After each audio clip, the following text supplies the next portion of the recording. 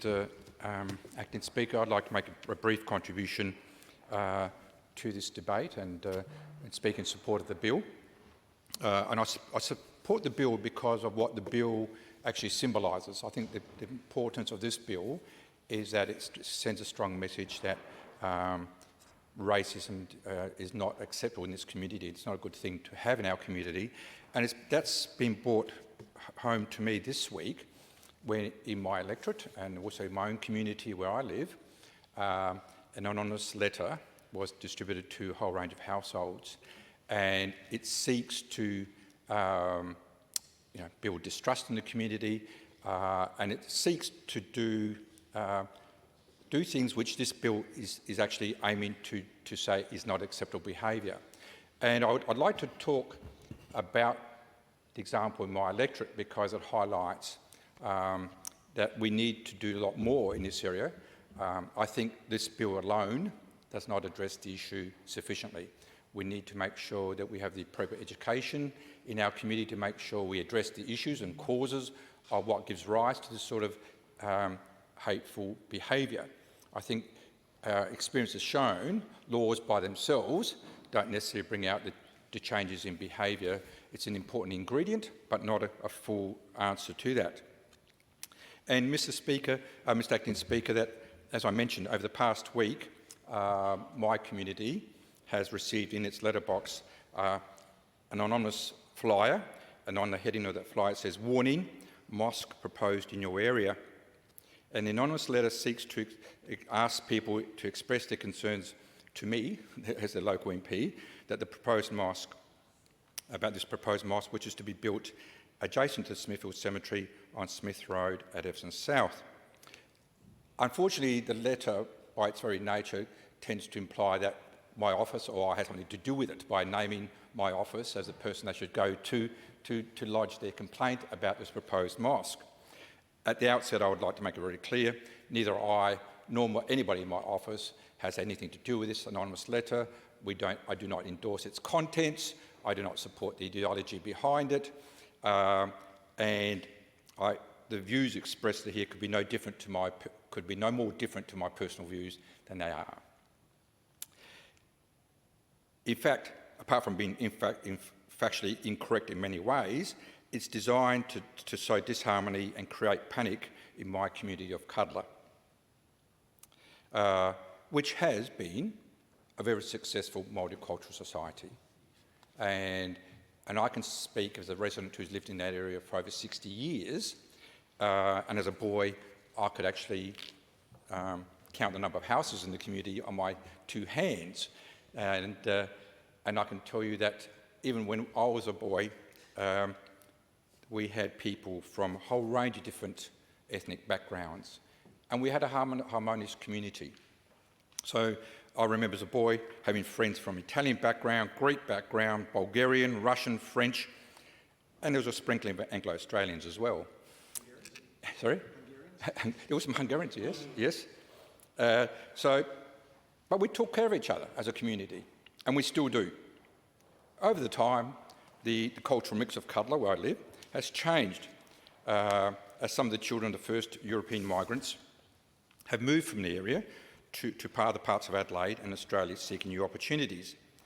According to the current electoral roll, in my humble suburb of Cuddler, we now have people from Afghanistan, Canada, Germany, United Kingdom, Greece, India, Italy, Laos, Netherlands, Poland, Romania, Rwanda, Taiwan, Tanzania, the USA, Vietnam, Croatia, South Africa and Zambia.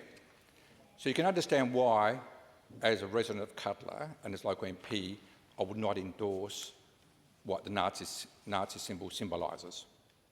It basically symbolises a them and us attitude when we are all human beings and that we are all trying to do the best we can to survive in this world. And some of my new neighbours I bump into at church on Sunday, and we talk about how great our local community is. Like my parents and myself, they seek to give their families a better quality of life, free from fear and violence. And that's what the Nazi symbol symbolises, fear and violence. And that's what we should not tolerate in our society, and no person should live in fear and violence, whether they live in Australia or anywhere else, in the Middle East, etc.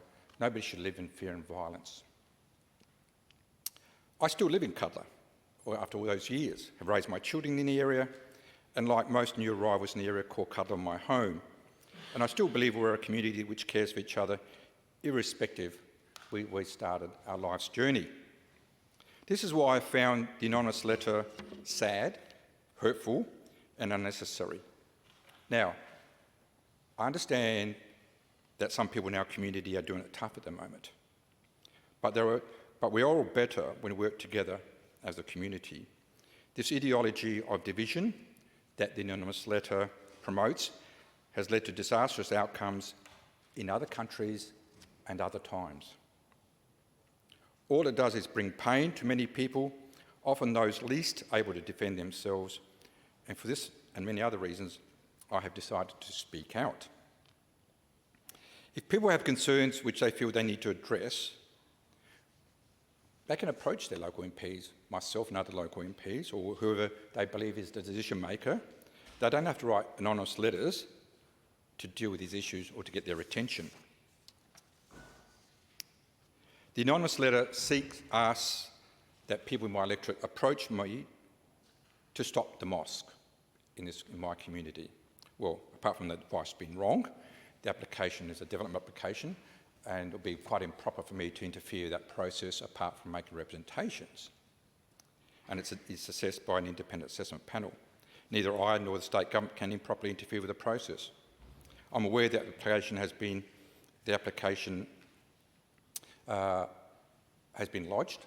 I'm aware because I've actually met with the Islamic Society, and I've also met with nearby residents to the proposal who are, having met with the Islamic Society and discussed the proposal, are comfortable with the application itself. But I'll go further. The Islamic Society are very mindful of and sensitive to the views of local community. Accordingly, this mosque does not have a traditional design and reflects both Eastern and Western architecture. And so they've designed it in a way which is encompassing and welcoming of all communities, of all faiths. And I respect the Islamic Society for that decision they've made there.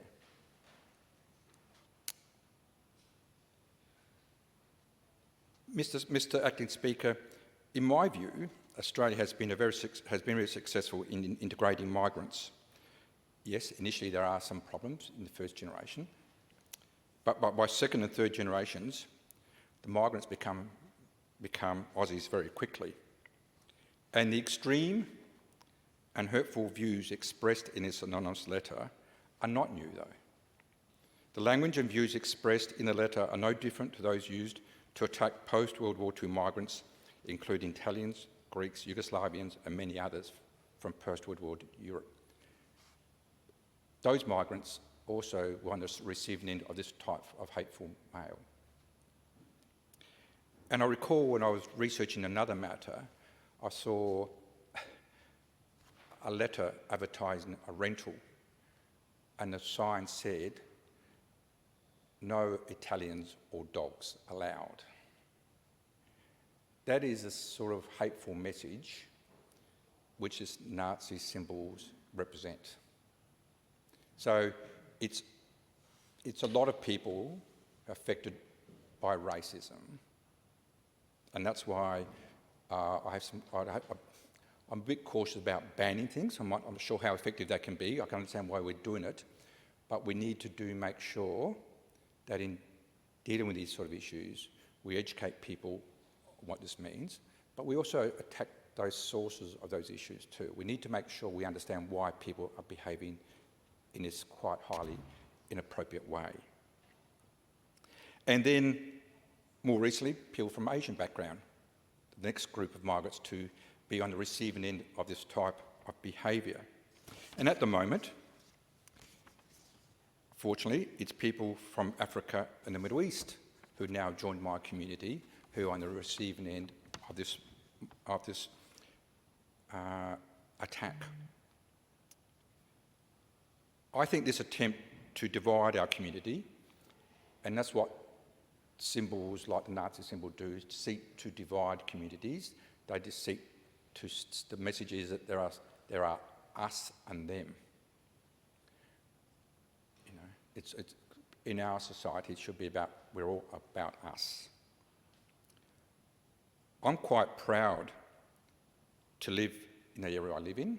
I'm proud to say that I lived in a community which has been a multicultural community since I arrived in Australia in 1963, and it has been a harmonious community and continues to be a harmonious community. So, Mr. Acting Speaker, in support of this bill, it's important that we don't forget we need to make sure that we also educate people and we also deal with the sources of this inappropriate behaviour.